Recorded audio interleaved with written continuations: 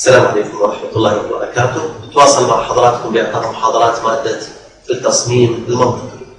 أذكر بالمحاضرة السابقة تكلمنا عن أنواع الفليب فلوب، الRS، التي فليب فلوب، التي فليب فلوب، والجي كي فليب فلوب. مرينا على مصطلحات مثل truth table، characteristic table، characteristic equation. شفنا شلون أن characteristic equation نستنتجها من truth table، والcharacteristic equation نستنتجها من characteristic table. أيضا مرينا على مثال التايمينج دايجرام. في نهاية المحاضرة تكلمنا عن التريجرينج اوف فليب فلوب. تكلمنا عن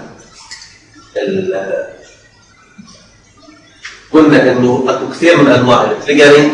ممكن اكو نوع اللي يشتغل واللي ذكرناه بالمحاضرة السابقة يشتغل على الديوريشن اوف ذا بلس، يعني يشتغل بهذه الفترة.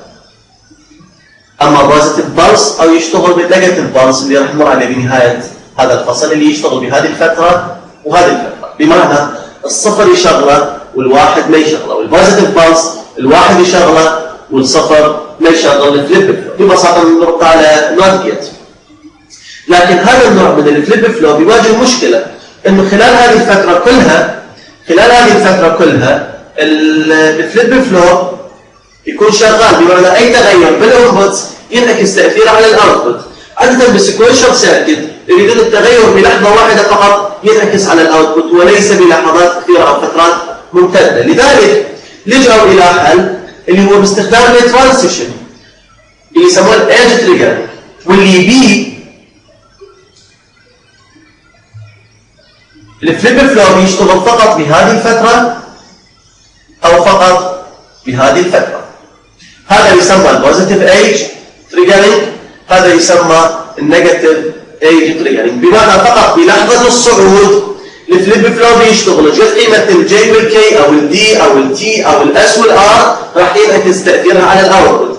فيما عدا هذا خلال باقي الفترة سواء النيجاتيف بالس او البوزيتيف بالس والتبر ما راح يتأثر الفليب فلوب بتغير الانبوت. قسم الاخر اللي يشتغل بالنيجاتيف ايدج، بمعنى بلحظة النزول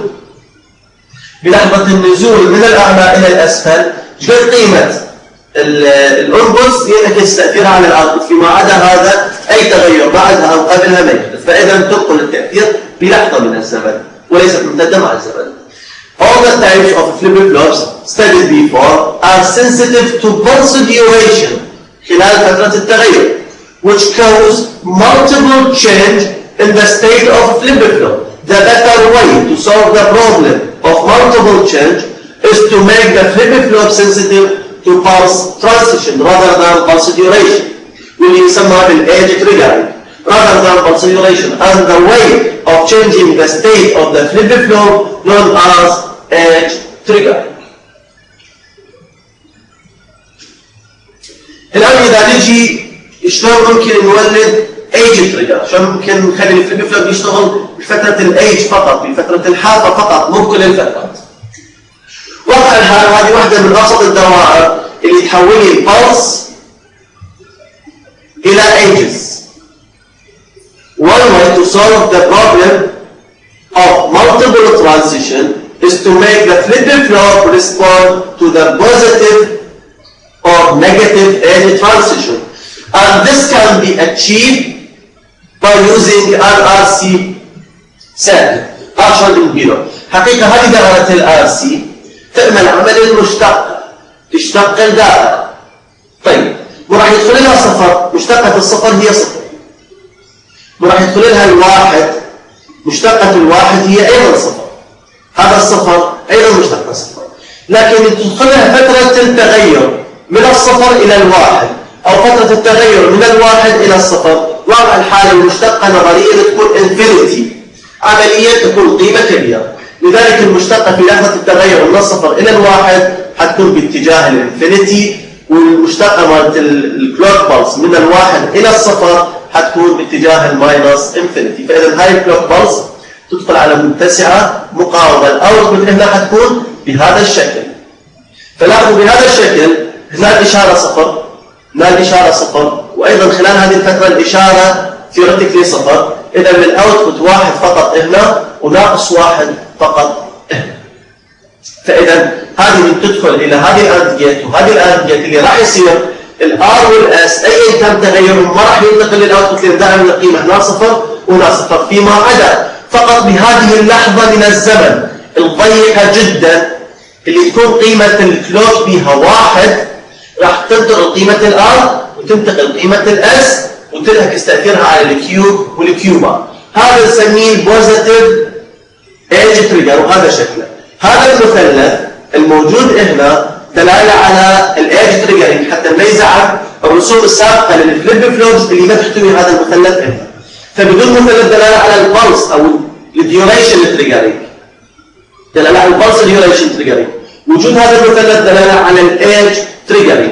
هذا المثلث لوحده مع هذا الخط دلاله على انه يشتغل بوزيتيف ايدج تريجر، بمعنى هذه اللي تشغله وهذه دائما بتشغله. هذا النوع اللي نسميه نيجاتيف ايدج تريجر. بالنيجاتيف ايدج تريجر لاحظوا هذا المثلث دلاله على الايدج تريجرنج وهذه البابل دلاله على النيجاتيف ايدج تريجر. ببساطه بعد هذه الدائره بعد ما تشتغل احنا نخلي نوت جيت، فهذا الواحد راح يصير سالب 1 وهذا السالب 1 راح يصعد يصير 1 فتنقلب الاشاره. فكانما الكلوك من تدخل هذا الجزء ما يشغل الدائره، فقط هذا الجزء اللي هو النيجاتيف ايدج يشغل الدائره لانه بالداخل ينقلب الى بوزيتيف ايدج وينطي هنا 1 وهنا 1 ويعكس تاثير الار والاس على الاوتبوت.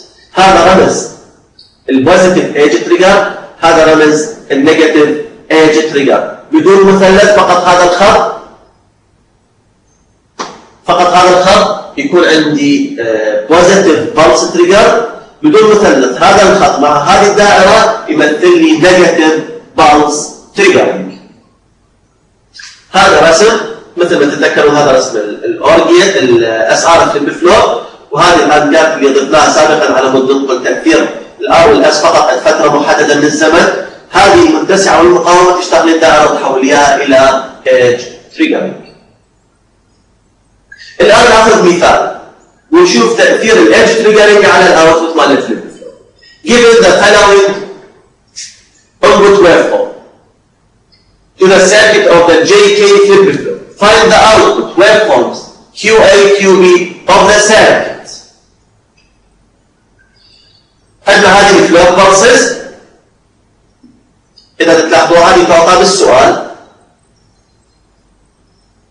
عندي قيمة الكي وعندي قيمة الجي، هذه كلها تعطى بالسؤال. المطلوب قيمة الاوتبوت للدائرة هسه نبينها بالسلايد اللي بعده للكيو اي والكيو بي. خلينا نرجع على الدائرة. لاحظوا هنا الدائرة الجي عندي مكتوب فليب فلوبس اي وبي، جي كي فليب فلوب فجي اي كي اي جي بي كي بي. لاحظوا هذا يشتغل بوزيتيف ايدج تريجر، هذا يشتغل نيجاتيف ايدج تريجر، هذا اشاره الايدج وهذه البابل. بوزيتيف ايدج تريجر، نيجاتيف ايدج تريجر، هذا اسمه اي، هذا البي. الاي يشتغل بوزيتيف ايدج تريجر، البي يشتغل نيجاتيف ايدج تريجر. عندي تو انبوتس جي والكي، الجي داخله هنا وبنفس الوقت جايه داخله على الطرف الثاني مالت الجي. الكي داخله هنا وبنفس الوقت جايه على الطرف الثاني مالت الكي. والكلوك مشتركه هنا. بالداخل الكلوك تشتغل، هي عباره عن سيكونس اوف ترين اوف بلسز تشتغل داخل الفليب فلوب. البوزيتيف ايج يشغل هذا الفليب فلوب، النيجاتيف ايج تشغل هذا الفليب فلوب. الان نرجع للمسألة. Given the following input waveform to the circuit of the JK flip flop, find the output waveform QA QB of the circuit. أذكر ال QA كانت positive age، ال QB كانت negative age. هذه الكلوك، هذه الكي، هذه الجي. الخطوة الأولى بالحل إنه إحنا بالبوزيتيف ايج راح نشتغل على الكيو اي بالبداية، بعدين ننتقل للكيو بي. بالكيو اي أحدد البوزيتيف ايج اللي هي هذه وهذه وهذه. هاللحظات هذه فقط، هذه اللحظة من الزمن فقط راح يشتغل عندي الفليب فلوب الاي، فيما عدا هذا ما يشتغل. فهذا الخط المنقط أرسمه بالبوزيتيف ايج، هذا الخط المنقط أرسمه بالبوزيتيف ايج، هذا الخط المنقط أرسمه بالبوزيتيف ايج. هالحالة أنا ويا الكيو اي فقط، لأن الكيو بي متى يشتغل. بهاللحظة من الزمن الكي قيمتها 0 والجي قيمتها 1. بهاللحظة فقط من الزمن كي 0 جي 1 حسب التروث اللي أخذناها. لما الكي 0 والجي 1 الكيو تكون 1 أيا كانت القيمة السابقة، أيا كانت القيمة السابقة القيمة الجديدة تكون قيمتها 1. فإذا initial condition هو 0 منطي، فالزيرو شو يصير عندي؟ يصير عندي 1. طالما خلصت البوزيتيف بلس منها إلى البوزيتيف بلس الثانية يبقى الفليب فلوب محافظ على قيمته، فيبقى 1 محافظ على قيمته بغض النظر عن أي تغير بالكي أو بالجي طالما ما عندي بوزيتيف بلس. فصار 1 استمر 1 إلى حد ما. تجيني البوزيتيف بلس الثانية بالضبط عند هاللحظة شو قيمة الكي؟ 1. شو قيمة الجي؟ 0. بالضبط بهذه اللحظة، مو بأي لحظة أخرى، فقط بهذه اللحظة. شو قيمة الجي؟ شو قيمة الكي؟ تنعكس على الأوتبوت. الكي 1 الجي 0 حسب التروث تيبل. لما الكي 1 الجي 0 الاوتبوت تكون 0 فراح تنزل 0 وتستمر 0 الى ان تجيني البوزيتيف ايج اللي بعدها. بالبوزيتيف ايج اللي بعدها الكيو عندي 1 والجي عندي لحظه ثانيه الكيو تاخذ قيمتها 1 والجي عندي 1. بالواحد واحد يصير عندي توتال بالفليب فلوب. فاذا كان 0 يصير 1 واذا كان 1 يصير 0. بالسابق عندي 0 يتحول الى 1 ويستمر الى ان تجيني البوزيتيف ايج اللي بعد. هذا الكلام عن الكيو اي ينعاد نفسه على الكيو بي، لكن لاحظوا وياي الكيو بي تشتغل بالنيجاتيف ايج. فانتبهوا وياي نفس الفلوب نفس الكي نفس الجي، لكنه فقط هذا بوزيتيف ايج هذا نيجاتيف ايج. لاحظوا الاوتبوت شلون تختلف. فاذا التريجرنج مال الفليب فلوب جدا مؤثر على شكل الاوتبوت. نجي على الكيو بي نيجاتيف ايج تريجر، فاشر النيجاتيف ايج هذه وهذه وهذه. في هاللحظة قيمة الكي 1 0 وقيمة الجي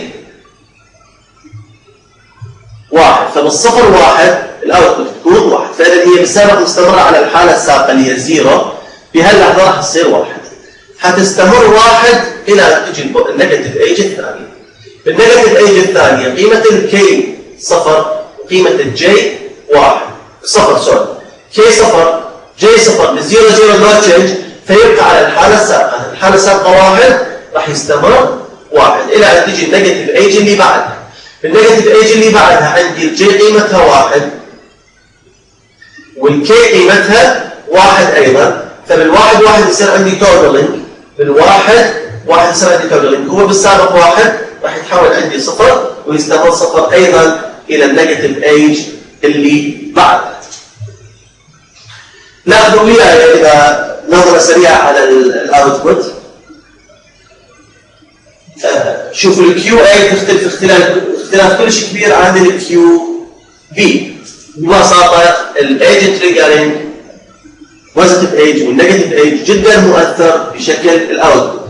التريجرنج ميثود جدا مؤثرة بشكل الاوتبوت. الآن كهوم ورك find the output waveforms if the two flip-flops are replaced with RS flip-flop.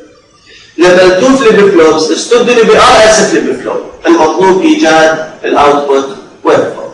يعني الجي بدلا عنها تكون الاس والكي بدلا عنها الار، هذا يصير اس ار اس ار، ايضا كيو اي كيو بي وهكذا. فبهيجي نوع من الانبوت شو راح يكون الشكل الموجه. لاحظوا وياي بالاس ار لما تكون انبوتس واحد بواحد للنور فليب فلوب عاده تعطيني الاوتبوت اثنيناتهم 0 الكيو والكيو بار، وعاده ما تستخدم هذه الحاله، لكن من تمر علي داخل الفليب فلوب تعطيني الكيو والكيو بار اثنيناتهم 1 ما تشتغل دوبلينج. شوف الرسم مالته شو راح يكون. الآن نجي إلى نوع من أنواع الفليب فلوب حقيقة اللي هو مو نوع جديد وإنما هو درج لنوع سابق من الفليب فلوبس. هذا النوع اللي هو الماستر سليف فليب فلوب. ماستر سليف فليب فلوب. This type of flip flop is constructed with two flip flop. The first one, master, is positive pulse trigger, and the second one, slave, is negative pulse trigger. The slave flip flop copies the output of the master flip flop on the negative pulse as shown below. هذا ببساطة عبارة عن two flip flops. ممكن يكونون SR ممكن يكونون JK flip flop.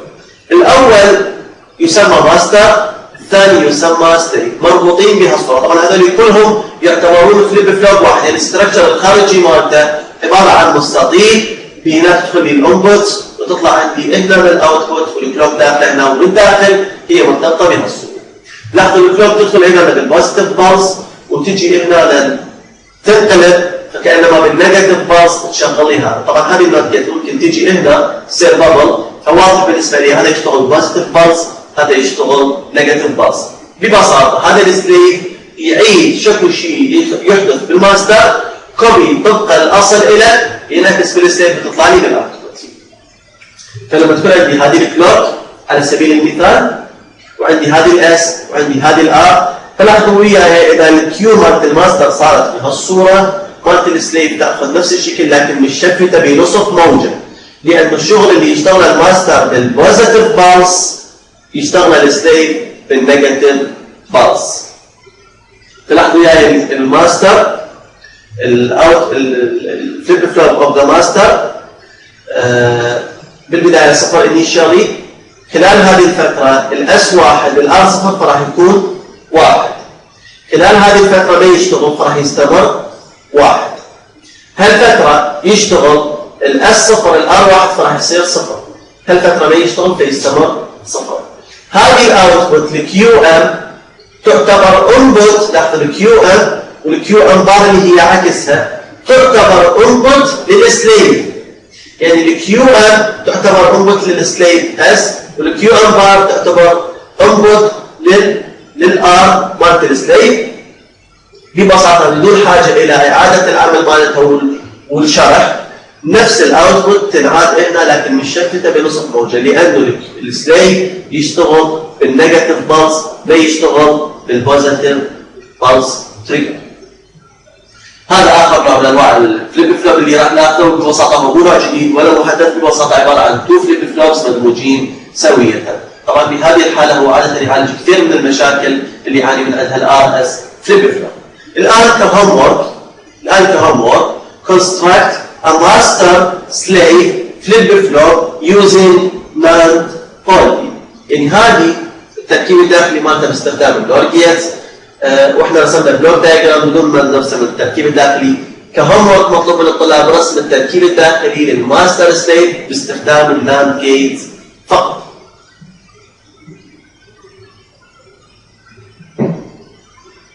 هذا نأتي إلى نهاية محاضرة اليوم. خلاصة المحاضرة تكلمنا عن التريجرينج اوف فليب فلوبس، تكلمنا عن البوزيتيف ايج تريجر، نيجاتيف ايج تريجر، بوزيتيف بالز تريجر ونيجاتيف بالز تريجر، وبينا ايضا اهميه الايج تريجرينج مقارنه بالبالز تريجرينج. تكلمنا عن الماستر سليف فليب فلوب، اخذنا مثال عن التايمينج دايجرام للايج تريجرينج. شكرا جزيلا.